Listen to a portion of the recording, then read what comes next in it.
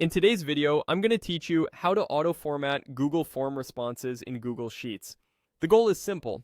Connect your form to a spreadsheet so every new response is automatically organized into clean columns and rows with headers and timestamps, no manual copy-paste required. Start by opening your Google form. It can be a brand new form or one you've already set up. Make sure you're signed in with the account that owns the form so you have permission to link it to a spreadsheet. Next, go to the Responses area and click the green Sheets icon labeled Link to Sheets. This is the switch that tells Google Forms where to send incoming responses. When you click it, a prompt appears with two choices: create a new spreadsheet or select an existing one. To keep things tidy and avoid mixing data, choose to create a new spreadsheet. Click into the name field so you can rename the file. Give it a clear, descriptive title that helps you recognize it later, such as something based on your form's purpose.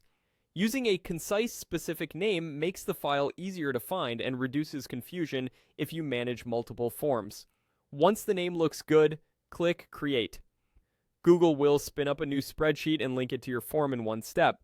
You'll be taken directly into the spreadsheet where a tab called Form Responses 1 is created automatically. That tab includes a header row with your question titles and a timestamp column.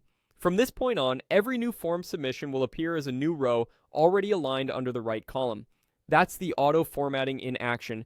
Google handles the structure for you. Click anywhere in the sheet to confirm everything looks right.